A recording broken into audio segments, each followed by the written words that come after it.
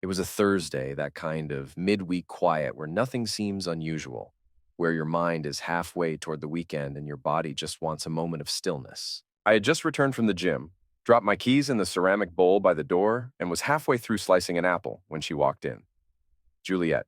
She wasn't wearing anything dramatic, just a slate gray dress, blazer tossed carelessly over one shoulder, heels clicking like punctuation marks against the floor. But her face was different. It was expressionless. That's what made it worse. No anger, no sadness, just cold decision. She placed a thick manila envelope on the kitchen counter like she was delivering a menu, then looked up at me and said, "I've inherited $10 million. I want a divorce. Get out by tonight." That was it. Not a pause, not a flicker of hesitation, just the sentence dropped like a guillotine. I genuinely thought I'd misheard her. I waited for the punchline. Maybe a dry laugh, a cruel joke, even something to suggest I wasn't losing everything over breakfast.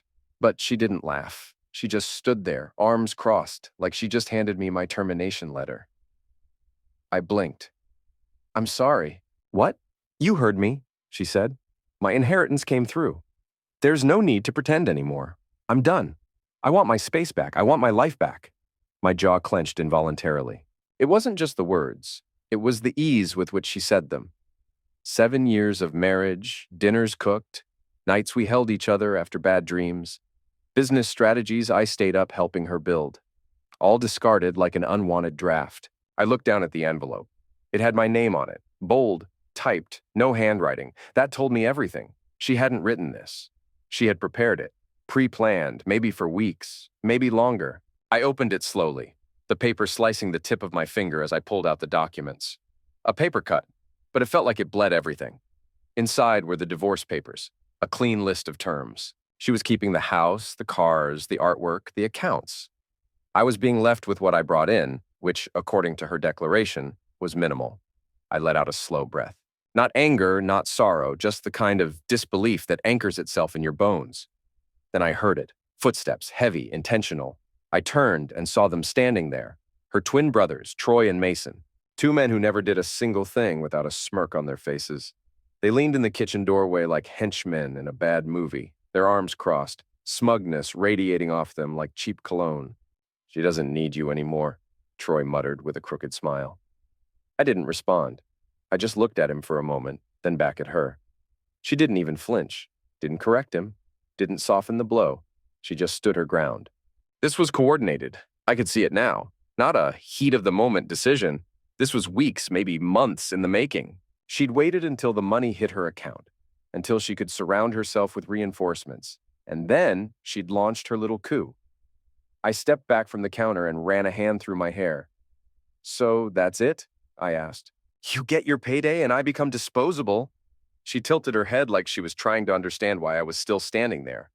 "I don't love you anymore. I haven't for a long time. I stayed because I had to. Now I don't." The thing is, if she'd cried, I might have broken. If she'd yelled, I might have fought. But she was cold, calculated, detached. And I realized that the woman standing in front of me now wasn't the person I married. Or maybe she was. Maybe I had just refused to see it. My hand was still bleeding lightly from the paper cut. I wiped it on a napkin, then nodded slowly. "All right," I said quietly. "If that's what you want." She nodded once, like a queen granting an exit. "Be gone before dinner." I walked past her, not looking back. Not yet. Not while they were watching. I went upstairs and entered the bedroom we once shared. It already felt foreign. As I opened the closet, I could see gaps, items missing. My cufflinks, my tablet, a framed photo of my late mother. Gone. She'd been preparing for this. Probably had a bag of excuses lined up if I had noticed earlier, but I didn't because I trusted her. I opened my travel case and began to pack. Not much, just the essentials. The suit my father gave me, my old watch, the passport I kept locked away. I moved with purpose, folding each shirt with the kind of care you give to memories, not clothes. I could hear them downstairs, talking, laughing. The sound made my stomach turn. I grabbed my phone, opened my banking app. The joint accounts were already inaccessible. My name had gone. Just like that. I smiled, not out of humor, but because I realized something. They thought this was the end of me, but they had no idea who I really was. When I finally zipped my bag shut and took one last look at the room, I didn't feel grief. I felt focus. I walked slowly down the stairs, my suitcase trailing behind me. Juliet was in the kitchen now, pouring wine. The gall of it, a toast to betrayal. She didn't look up as I passed. Her brothers did. Troy tilted his head, clearly hoping for some reaction, some last word, but I gave him nothing. I walked out the front door and paused on the porch. Then I turned back and said, "Calm as steel. You'll regret this.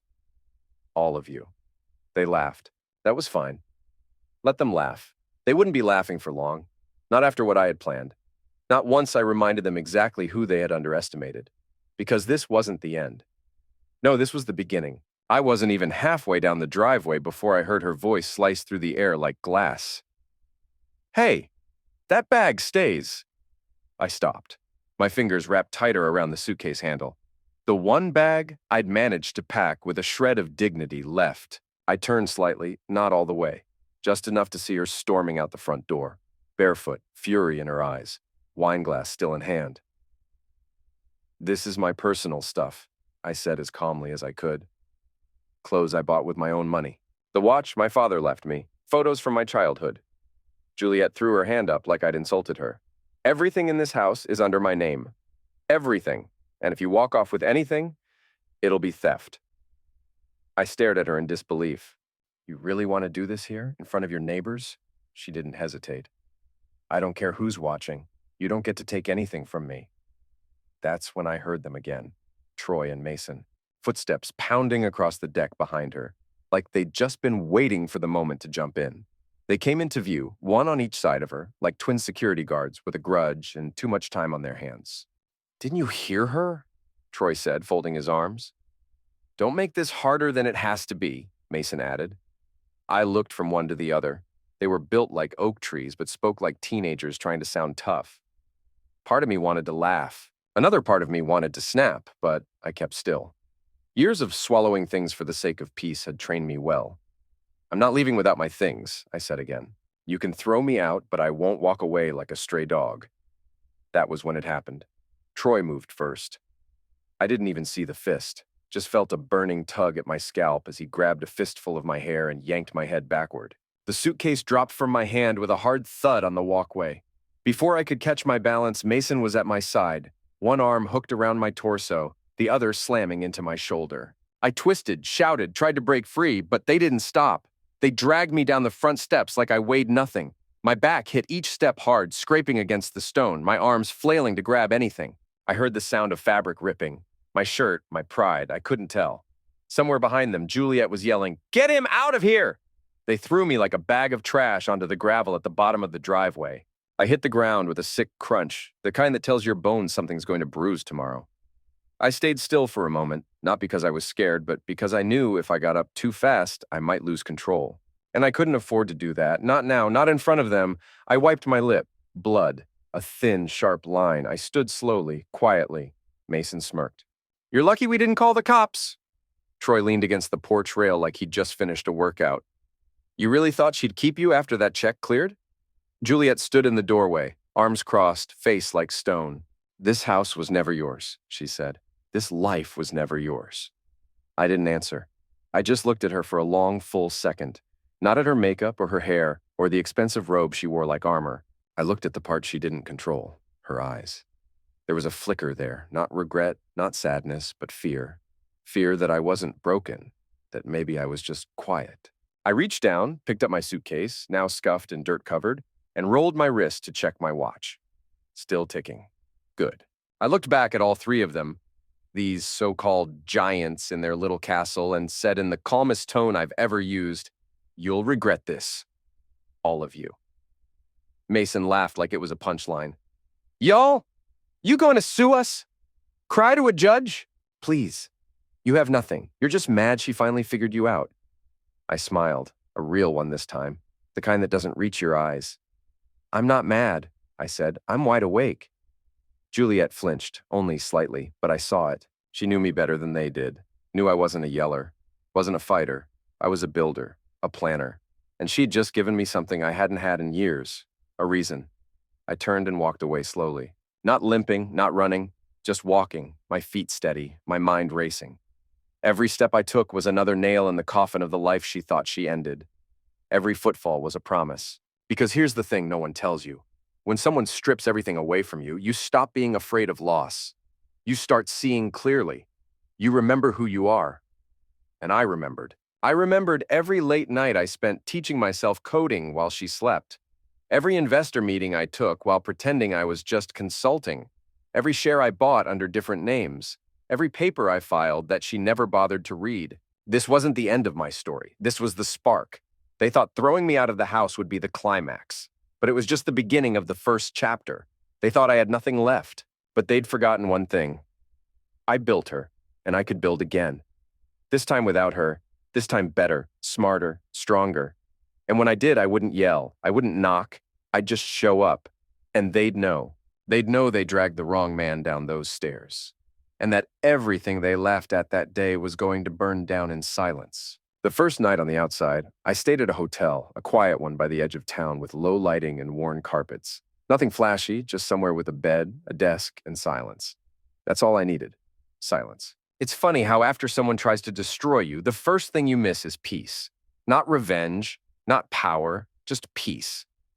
I sat on the edge of that bed for a long time, staring at the wall. My body was still sore from being manhandled like a rag doll, my lips swollen, my scalp tender. But inside, I felt something I hadn't felt in years. Stillness. Like when you hold your breath underwater and finally rise to the surface. They thought they had thrown me out, left me with nothing. But what they didn't understand, what Juliet never cared to ask, was who I really was before I ever walked into her world. She met me when I was quiet, as she liked to say, low maintenance, a man who didn't mind fading into the background. She used to brag about how I didn't take up space. What she never asked was why I didn't, because I had already done that part of life, the spotlight, the risk, the chaos, and I had walked away from it all for peace, for simplicity, for her. I used to be Arland Rivers, not the husband who helped with the books, not the man who used to work in tech. I was co-founder of Zephyr. We built military-grade cybersecurity systems. Our software protected data for governments, hospitals, even space programs. We sold it 5 years ago. Quietly, split the deal, clean.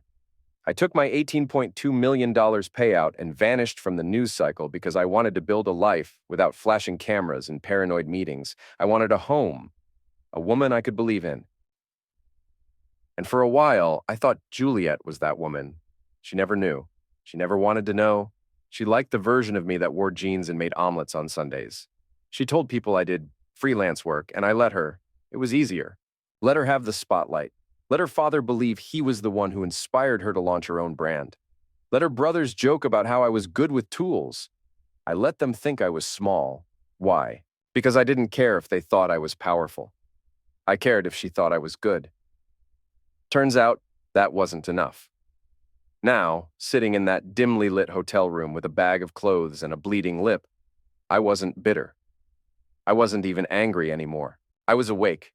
I opened my laptop, still had it, still clean, still fast. I logged into one of my backup servers, accessed a series of encrypted files I hadn't touched in years. There they were. Portfolios, assets, holdings. I hadn't just sat around after selling Zephyr. I'd invested smartly, diversely, internationally. Real estate, clean energy, artificial intelligence, most of it in trusts that didn't carry my name. My real net worth, closer to $27 million, not including the land I owned in Utah or the licensing rights I'd quietly acquired through my dummy corporation, Tundra Holdings. Juliet didn't know any of this because she never asked. She never noticed the trips I took for coding jobs were actually meetings with hedge fund managers. She never questioned the nondescript mail I got from the Isle of Man or the Cayman Islands. She thought I was basic, and I let her because I thought love didn't require resumes. That's on me. I scrolled through the list of properties, accounts, and companies I had kept in the shadows. Nothing flashy, just clean and insulated. I wasn't the richest man alive, but I wasn't the broken fool they thought they tossed onto the curb either. They had poked the bear, and now the bear was wide awake. I made a list. It wasn't dramatic, just bullet points typed into a notes app. But every name on that list, they had laughed at me, mocked me, touched me without consent, tried to erase me. Juliet, Troy, Mason. I wouldn't scream at them. I wouldn't threaten them. I'd just start pulling the threads, quietly, one by one. I took out my phone and called a name I hadn't dialed in 3 years. Drayton Wells. Old friend, real estate lawyer, smart, meticulous, and he owed me badly. He answered on the second ring. Arland, it's time, I said. Silence on the other end, then, you're serious? Dead serious. Tell me where to meet you. By the next morning, I was sitting across from him in his office, papers spread across the mahogany table. He blinked when he saw the assets. They have no idea this is you? None. Damn. I just smiled. Let's begin with the Montgomery estate. He raised a brow. Her family's? It's not fully theirs. Not yet. He flipped through the scanned documents I'd handed him. A trust, a joint stipulation from Grandfather Montgomery's estate plan. You're listed here as co-trustee in the event of a legal separation or divorce? Yes. Juliet's brothers are building on the land. I nodded. With permits based on incomplete transfers. The land technically belongs to a dormant LLC, which I now control. He laughed softly, shaking his head. You really are the most polite wolf I've ever met. No, I said. I'm just done being underestimated. We filed the injunction that same afternoon. It would take a few days to process, but when the sheriff showed up at that gate, they'd remember who I was. And more importantly, they'd realize they never knew me at all. The thing about betrayal is that it doesn't just break you, it sharpens you if you let it. Most people lash out, burn bridges, throw tantrums. That's not me. I don't explode. I recalibrate. And when I walked into Drayton's office that morning after leaving the hotel, I was already 3 steps into a game they didn't know we were playing. Drayton leaned back in his chair, staring at the old estate documents like they were buried treasure. He tapped the screen with a grin. So they really don't know about this? Nope. You're still listed as co-trustee in the Montgomery Trust. That's wild. I nodded. Her grandfather and I had a different kind of relationship. Every Thursday we'd have dinner. He liked to talk shop, philosophy, legacy. He didn't trust his grandsons. And Juliet. He loved her, but he didn't respect her judgment. Drayton chuckled. And now those grandsons are gutting his guest house to build a pool hall on land that hasn't been properly transferred, which gives us leverage. He looked at me with that same slow, cautious smile I'd seen him wear back in college when we hacked the campus firewall just for fun. You're playing the long game. I'm just restoring balance. Within hours, we filed the paperwork. Clean, quiet, no announcement. An injunction to halt construction on the Montgomery estate based on unclear ownership and a pending co-trustee dispute. It would take a few days to go through the system. Perfect. That gave me time to prep the next piece. I left Drayton's office and walked 2 blocks to a place I hadn't visited in over a year, a storage unit on the east side of town. Inside, buried under old equipment and boxes of archived data, were the files I needed. Juliet used to tease me about being paranoid, always keeping hard copies of legal papers. Everything's online now, she'd say. Sure, but firewalls can be hacked. Paper is quiet. And in these boxes, I had copies of offshore transfers, silent partnerships, and real estate deeds, all under names she never knew. I spent the next 2 nights reviewing everything. Old passwords still worked. The trusts were intact. The shell companies were undisturbed. It felt like waking up an old machine. Slow at first, but deadly once running. The first financial move I made was subtle. I rerouted dividends from one of my European investments, a modest property group in Lisbon, straight into a newly opened local account under a fresh alias. Then I did something even simpler. I purchased a high-powered server setup for home use, delivered to a private office I just leased under a different name. I was rebuilding the lab, and I wasn't alone. Drayton wasn't the only person I reached out to. I called Dahlia Ward, a corporate litigator and financial strategist who once helped me shut down a fraudulent acquisition before Juliet and I ever met. We hadn't spoken in 5 years, but when she heard what happened, she said, "Tell me where to show up and what to wear." 2 days later, she was at my office in a navy blue suit, heels that clicked with authority, and a fire in her eyes. "She really dragged you out by your hair?" she asked as we sipped coffee. "Yep." "Good," she said, setting her mug down. "Then she has no idea what's coming." We worked nonstop. I laid out everything, my holdings, her known assets, the co-trusteeship. Dahlia grinned as she reviewed it. "You're going to win this war in silence." That's the point. 4 days later, the Montgomery estate injunction was approved. The sheriff delivered it in person. I wasn't there to watch, but Drayton told me what happened. The workers had already started demolishing the guest house roof. Troy and Mason were outside, laughing about a hot tub design, when the patrol car pulled into the long gravel driveway. The moment the envelope was handed over, everything stopped. Hard hats came off. Power tools shut down. Work trucks reversed out of the property like they were retreating from a crime scene. The twins argued with the officer, yelled, postured, claimed ignorance. But the deputy wasn't interested in drama. He just pointed to the official seal and said, "This structure is no longer authorized for modification until ownership is clarified in court." Ownership, a word they had never questioned, a word they assumed was their birthright. Juliet called me that night.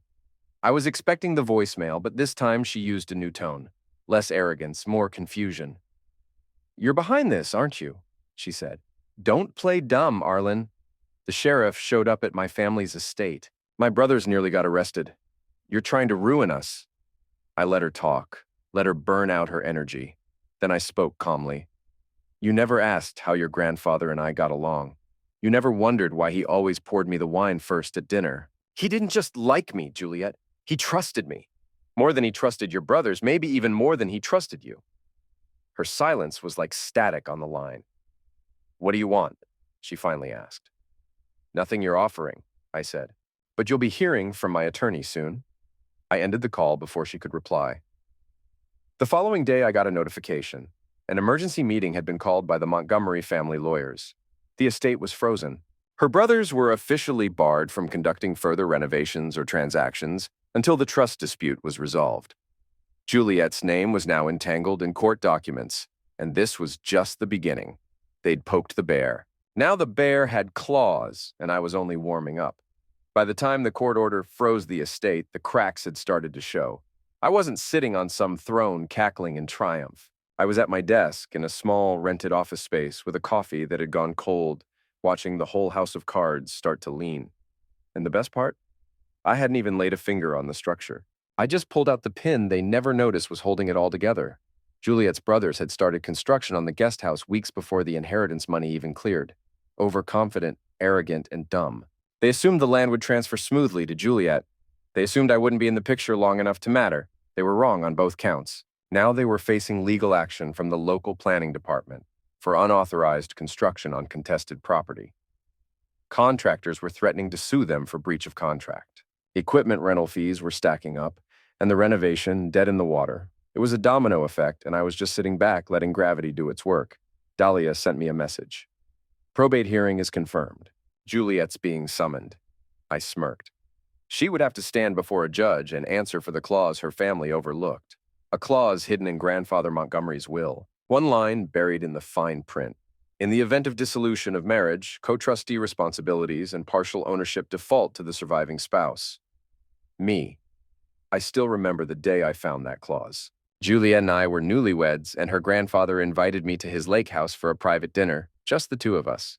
He handed me a glass of scotch and said, "Juliet's smart, but not always wise. You're steady." He'd grinned. I thought it was a compliment. Now I realized it was a warning. The probate hearing was held in a stone building downtown. I didn't attend in person. I didn't need to. Dahlia handled everything.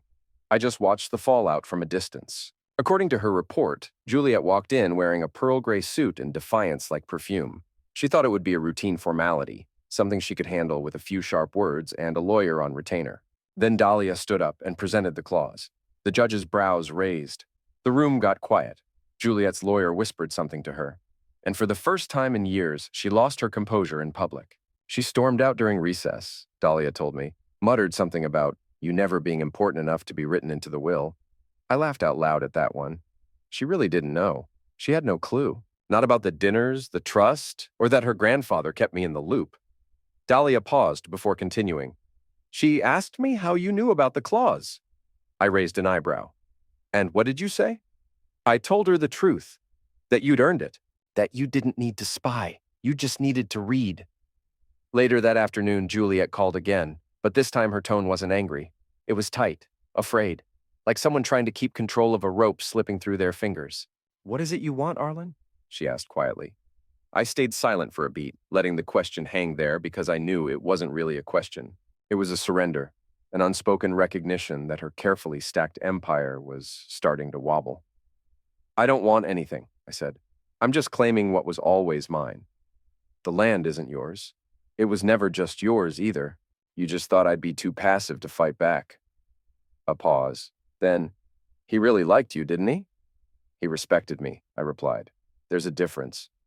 I ended the call before she could respond. Not out of pettiness, but because I knew she needed silence more than she needed answers. Silence is where regret breeds. A few days later, Mason showed up outside the office. I saw him through the glass door, wearing a too-tight dress shirt and a fake smile. He knocked, waited, then knocked again, harder. I opened the door halfway. Bold of you to come here. Look, man, he said, scratching his jaw. We got off on the wrong foot. You mean the part where you and your brother dragged me down a flight of stairs? He winced slightly. That was a misunderstanding. Things were heated, very... Juliet's been rattled lately, he continued, his voice now shifting into that of a salesman trying to close a deal. You got your little win with the estate. Let's not blow this out of proportion. I stepped aside, letting him see the whiteboard on my wall, covered in diagrams, timelines, and case notes. The expression on his face changed. What is all that? Research, I said simply. Preparation. For what? I looked him dead in the eye. For everything else. He left quickly. I knew the message had been delivered. The Montgomery name wasn't untouchable anymore, and the man they treated like an accessory wasn't going to stay quiet. Within the week, rumors started to swirl in their business circles. Something about a pending lawsuit, inheritance trouble, frozen property assets. Investors got spooked. A luxury renovation project tied to the Montgomery name was put on pause. One of Juliet's public endorsements, some influencer skincare brand, quietly dropped her from a campaign. It didn't take much, just a few whispers in the right ears. Just enough truth to make people question the rest. I didn't have to destroy her brand. She was doing that all by herself. I just made sure the spotlight stayed on. And as I sat in my office one evening, watching emails come in, hearing the buzz build, and watching the empire tremble, I realized something important. Revenge isn't about rage, it's about precision. And they just learned the cost of underestimating a man who once built a tech firm from scratch, walked away from millions for peace, and was now coming back for justice with a calculator, a contract, and a quiet, unshakable calm. The house of cards had begun to tilt, and I hadn't even blown yet. Juliet was thorough, I'll give her that.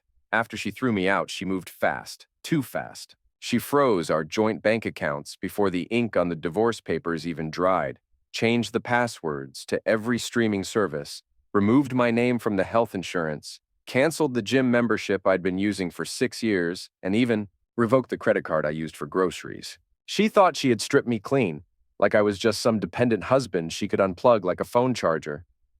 What she didn't know, what she never bothered to know, was that I never needed her money to survive. I had been running Tundra Holdings for 5 years. She never once asked what it was. Tundra was quiet, hidden in plain sight, a holding company set up through a law firm in Delaware with a trust name and zero personal branding. Through Tundra, I owned 3 small tech patents, a pair of beachfront condos in Ghana, and something else far more valuable. Her brand name, Juliet Montgomery's signature collection. Years ago, before she even launched the company, she was just a woman with a dream and a sketchbook. She came to me late one night, wine glass in hand, asking for help filing a business name. She had no idea where to begin. So I handled it, secured the name, paid the fees, filed the trademarks. She promised we'd transfer it into her name once things got going. We never did. Not because I was trying to trap her, I just forgot. Life moved fast. She assumed it was hers, and I didn't correct her. The royalties came through Tundra. The licensing was clean. No one questioned it. Why would they? I was just the husband in the background, until she made me an enemy. Sitting in my office now, I opened the dashboard. Tundra Holdings, active, profitable, untouched. She never thought to check it. Never thought to ask who owned the roof under her empire. I clicked into the contract folder and scrolled down to the licensing agreement. Tundra Holdings licenses Juliet Montgomery Signature Collection to JSC LLC for brand use and monetization. I highlighted it, clicked Terminate. A warning popped up. This will revoke all external usage rights of this trademark. Confirm? I hit yes. Just like that, her brand had no legal right to use her own name. The next 48 hours moved fast. I sent official takedown notices to every distributor carrying her product line. Retailers, subscription boxes, boutique chains. A standard cease and desist letter citing trademark breach, legal, surgical, emotionless. Then I waited. Not long. Day 2, I got my first call from one of her distributors. Hi, we just received a legal notice regarding the trademark for the Juliet Montgomery collection. Can you confirm this is accurate? Yes. The licensing agreement has been revoked. Will there be a new brand identity we should shift to? Not at this time. Understood. They pulled her listings before noon, then another call and another. By the end of the day, her skincare line had been removed from 7 major platforms. That evening, I sat back in my chair as my phone lit up. Voicemail, Juliet. I pressed play.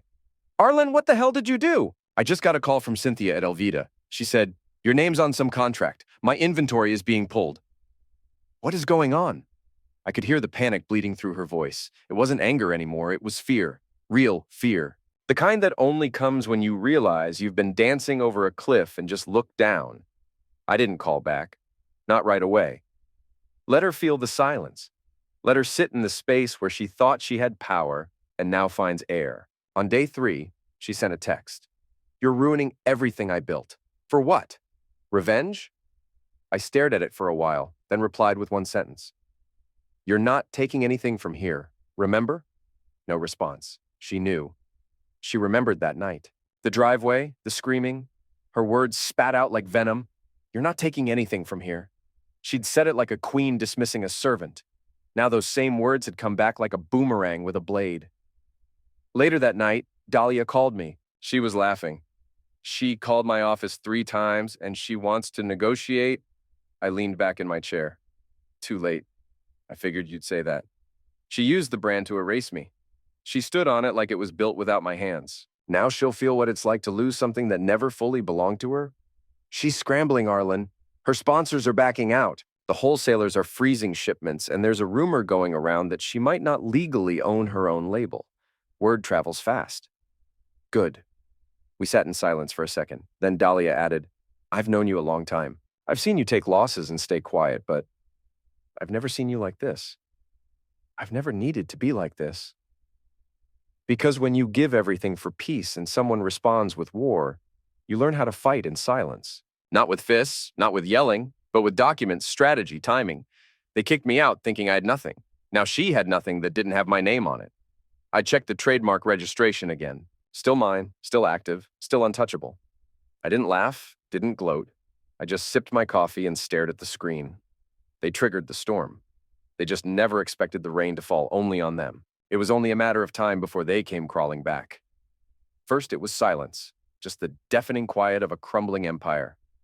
Then came the anger, threats, voicemails, desperate emails dressed up as legal language.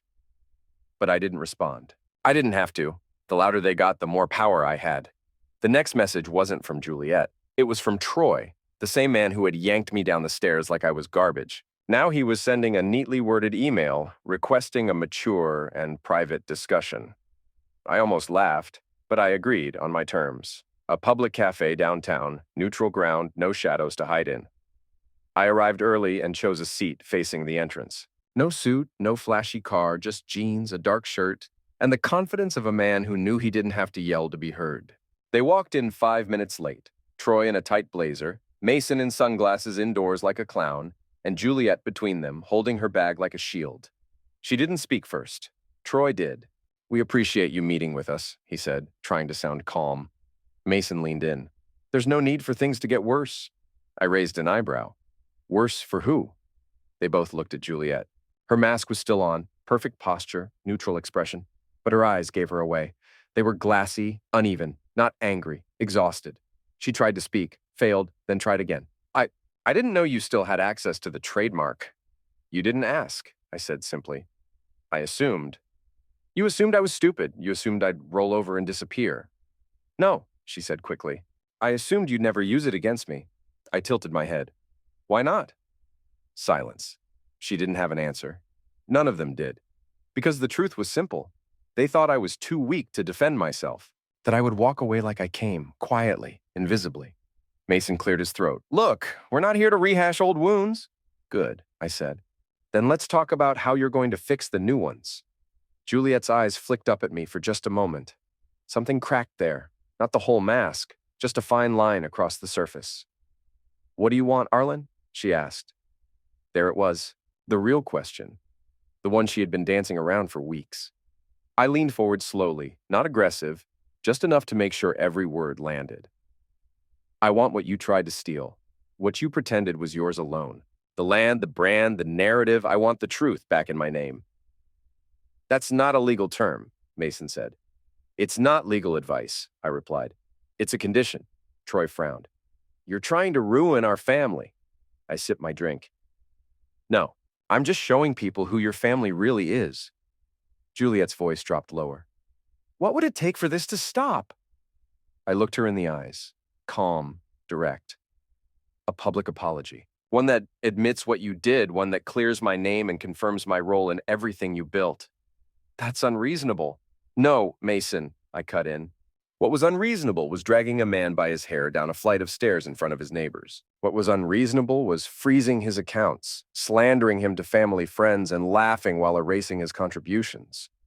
Troy shifted uncomfortably. Juliet swallowed hard. I built that brand, she whispered. It was my vision. And I never said it wasn't. But I filed the trademark. I protected it. I supported it when it was nothing more than a sketch and a dream. I paid for the prototype runs. I negotiated the first supplier contract you forgot to read. I never asked for credit, Juliet, until you turned on me like I was a stranger. Silence. That was the moment it happened. The mask cracked fully this time. She blinked rapidly, eyes moist, lips slightly trembling. Not the overacted kind, the real kind, the one you try to hide in public when the weight of everything hits you at once. I didn't think you'd fight back, she said softly. I know. She looked down, then away. The world around us carried on. Clinking cutlery, quiet laughter, a child somewhere giggling in the background. But at that table, it was just us. 4 people sitting on the wreckage of arrogance and assumption. Juliet reached into her purse and pulled out a folded paper. She placed it gently on the table. I didn't touch it. It's a statement, she said. It doesn't say everything, but it's a start. A public acknowledgement of your role, your ownership, your partnership. I stared at it. Why now? Because I am losing everything, she whispered, and you're not yelling, you're not gloating, you're just winning. That part stung her the most, I think. That I didn't come back with fire. That I came back with facts, with structure, with precision. That I didn't need to humiliate her to defeat her. Troy looked at me. If she signs it, will you stop? No, I said plainly, but I'll consider it the beginning of an ending. A civilized one. Mason rolled his eyes. This is all about pride. No, I said, rising from my seat. This is about justice, something your family's never respected. I picked up the paper and walked out without another word. Outside, the sun was warm. My heart wasn't racing. My palms weren't sweaty. I didn't feel triumphant. I felt steady, balanced. She had finally seen me. Not the ghost husband, not the handyman with a laptop, not the invisible investor. The man, the builder, the one they tried to erase. And now that the mask had cracked, there was no putting it back on. People think revenge is loud. They imagine screaming matches, dramatic confrontations, maybe someone throwing a glass across the room. But I've learned something different, something quieter. Revenge, when done right, isn't chaos. It's control, not in the shouting, but in the silence that follows. Not in the flame, but in the shadows that spread when you remove someone's light. That's why I bought the ad space, a full-page spread in the Globe Times, Juliet's favorite magazine. She once told a journalist during an interview that being featured there was her definition of legacy. She framed that article in her home office. It was still hanging the last time. The ad took up the entire back page, a clean white background, centered, unmissable text in elegant black font. To the Montgomery family, thank you for showing me who you really are. I forgive you, but I'll never forget. I've moved on, stronger, sharper, free. And below that, the logo of my new firm, Rivers Reclaim Group, a consulting agency for betrayed spouses, for every man and woman who'd ever been thrown out, erased, blindsided, and told they didn't matter. This was a place to rebuild, quietly, powerfully. I didn't need to rub salt in the wound. I simply let the world know that I was still here, still standing, and now I was helping others do the same. The ad ran on a Sunday. By Monday, my inbox had over 200 inquiries. By Wednesday, I had my first client, a woman from upstate, thrown out by her husband after she put him through medical school. She cried during our Zoom call, said she didn't want revenge, just peace. I told her peace was possible, but sometimes peace required firewalls, forensic accounting, and a lawyer who didn't blink, and I knew just the team to give her that. Juliet, meanwhile, was crumbling. The public apology she gave at our last meeting didn't fix things. Not really. Her brand, already under scrutiny after the trademark fiasco, took a nosedive. Retailers who had once boasted about being powered by Juliet's passion now quietly removed her name from their catalogs. Then the influencer fallout began. She'd spent years curating her image. Dinners with fashion editors, photo shoots in Tuscany, interviews where she smiled like betrayal never lived in her bones. But the moment my ad dropped, everything changed. People started digging. Screenshots resurfaced. A post from a year ago where she thanked my husband for being my calm while I chased the storm. Someone commented, "Is this the same man you kicked out of the house when the inheritance came in?" The comment got thousands of likes. Her sponsors noticed. 2 beauty companies dropped her within a week. A luxury hair care brand issued a vague, realigning with our values statement that didn't mention her name, but everyone knew. She posted a video, tearful, filtered, practiced. "I've made mistakes," she said, voice trembling just the right amount. "I was in pain. I acted from fear, but I never meant to hurt anyone." It might have worked, except the next day, the Globe Times published a follow-up. An editorial piece titled, "The Cost of Power, When Love is Just a Brand Strategy." The article didn't accuse her of anything outright, but it asked hard questions. Questions like, what happens when a woman builds a business on borrowed loyalty? What happens when the person in the background decides to speak? They included my ad in the piece, blurred out in the background, but unmistakable. I didn't write a rebuttal, didn't give an interview, didn't say a word, because silence, when earned, is louder than noise.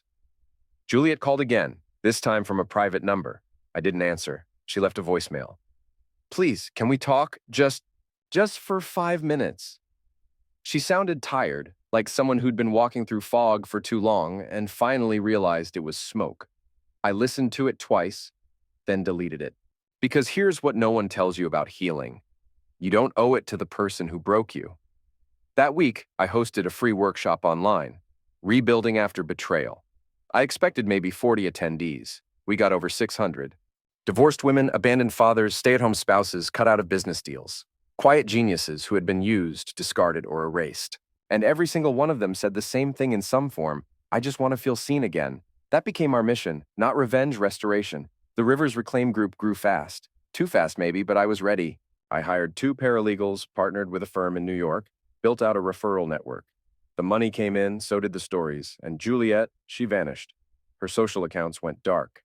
Her website redirected to a broken page. The Juliet Montgomery Signature Collection was officially marked discontinued on 4 major beauty platforms. I got a letter from her lawyers and offered to sell back the brand for pennies. I declined. It wasn't about the name. It was about the principle. One morning, about a month later, I stood in front of a mirror. Same man, same eyes, same steady hands, but different. Not angry, just clear. Clear about who I was, what I'd survived, and who I was becoming. My phone buzzed. An email alert, another client, another story, another life ready to be rebuilt. I smiled because the woman who once told me I didn't take up space had watched me carve out a place in the world without raising my voice. And in doing so, I'd become what she never expected. Unforgettable. I didn't think I'd ever walk through that front door again. Not after what happened. Not after the staircase, the suitcase, the blood on my lip. But life has a way of circling back, especially when you've done the hard work of standing still while others collapse under the weight of their own arrogance. It was a Wednesday morning when Dahlia called. Her voice was casual, but I heard the smile tucked behind her words. "The estate's been revalued. Your counterclaim was approved this morning." I blinked. "Wait, already?" She chuckled. "You're back on title." Fully. I didn't say anything for a moment, just stared at the window in my office, watching sunlight stretch across the hardwood floor. "Arlen," she said, "it's yours again. Every inch." That afternoon, I drove out to the property. I didn't rush. I wasn't going for war or nostalgia. I was going to see what remained after they tried to erase me. The gates were still as grand as I remembered. Black iron etched with the Montgomery family crest. I pulled up slowly, waiting for the guard to stop me. There was no guard, just movers. 2 trucks in the driveway, boxes being carried out, tape guns screeching, labels written in frantic, messy handwriting. Juliet had chosen to leave. Her attorney had called Dahlia the night before, offered to vacate quietly if we agreed not to pursue damages. I'd already gotten everything I needed, emotionally, legally, financially. I didn't need to crush her. She was doing that all by herself. The door creaked when I opened it, same marble floors, same cold air. But the house felt smaller somehow, not physically, spiritually. It had lost its illusion. Gone were the echoes of fake laughter, the staged dinner parties, the tight smiles meant to impress people who didn't care. I walked through the foyer and into the living room. The walls were bare. No paintings, no curated bookshelf, no matching gold accent vases lined up just so. There was a single box in the corner marked Miscellaneous. Inside it, a photo of Juliet and her brothers at the estate launch party. She was in her white power suit, the same one she wore the night she told me to leave. I didn't pick it up, just stared at it a moment, then turned away. I walked room to room, taking it all in.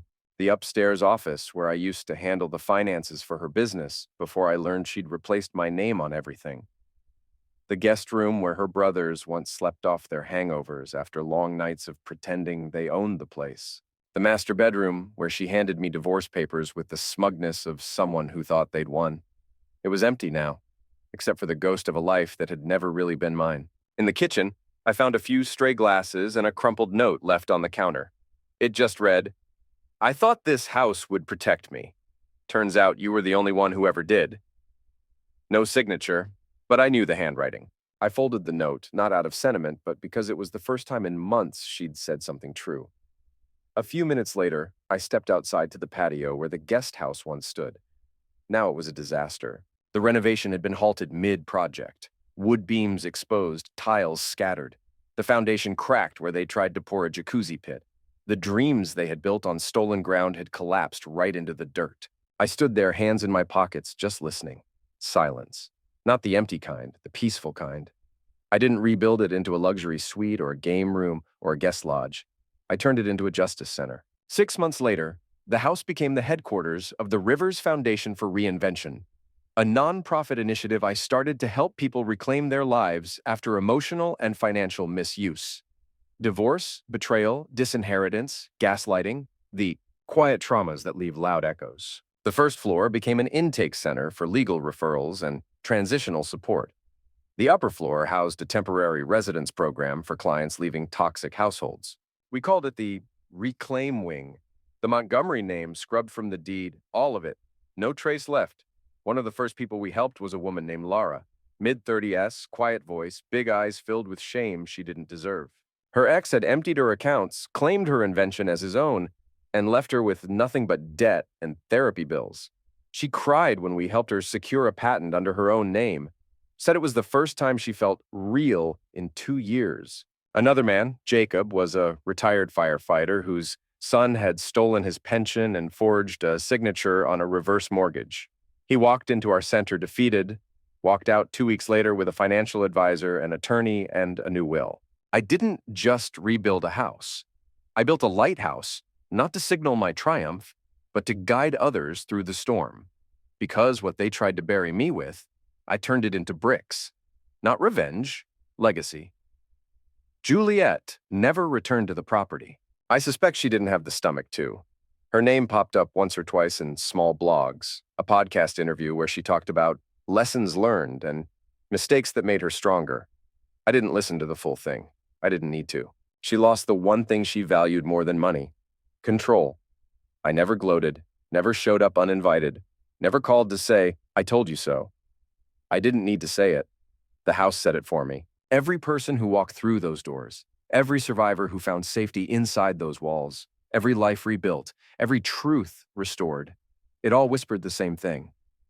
You never should have dragged him out, because now he owns everything you tried to take. It was almost poetic, really.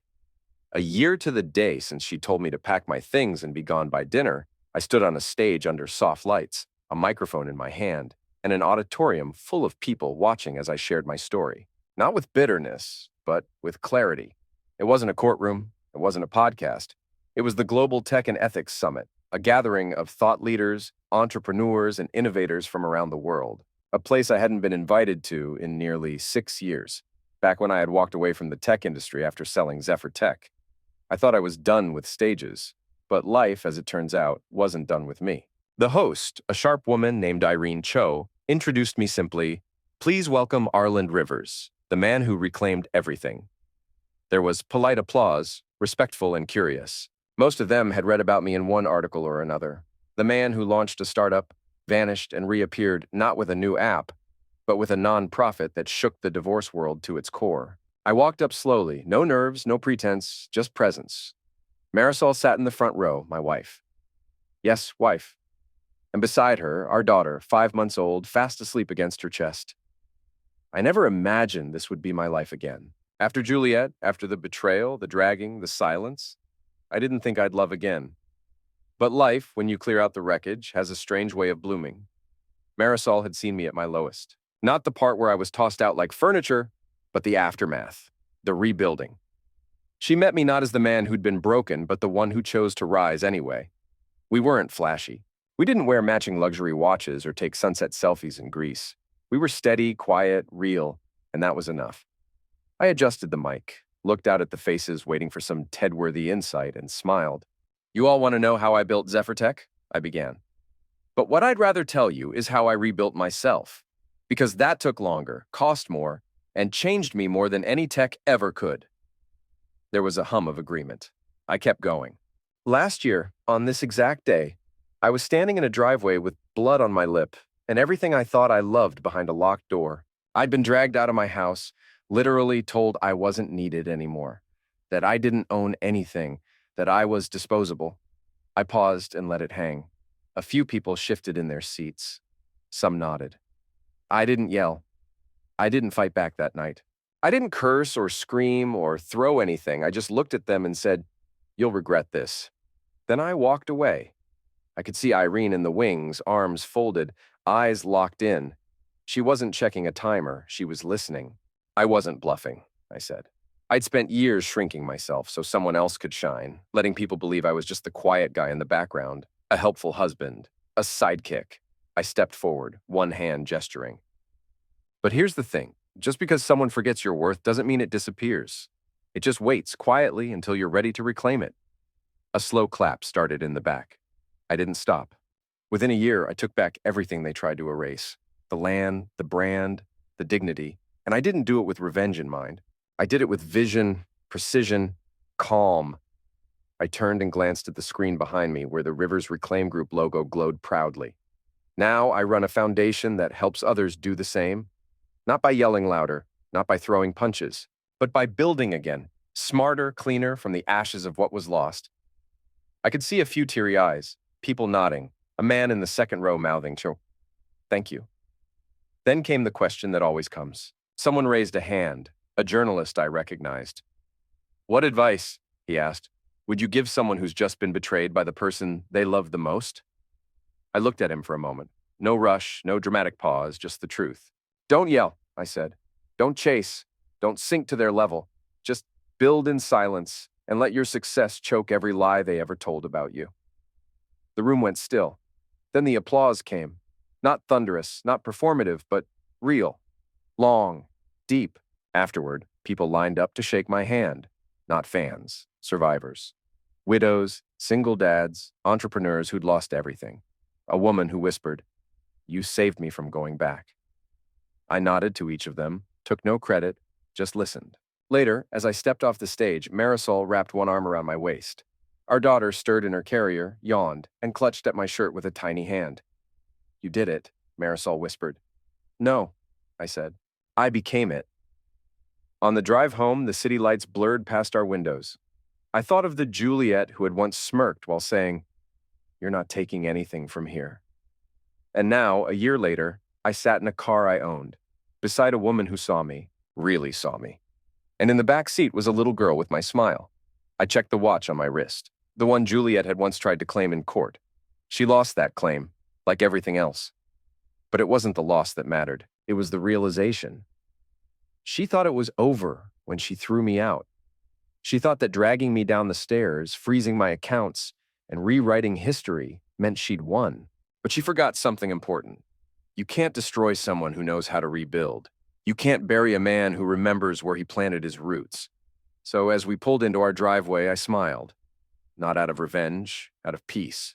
Because the man they dragged out by his hair, he didn't just survive. He became the blueprint. And now, he owns the world they used to rule.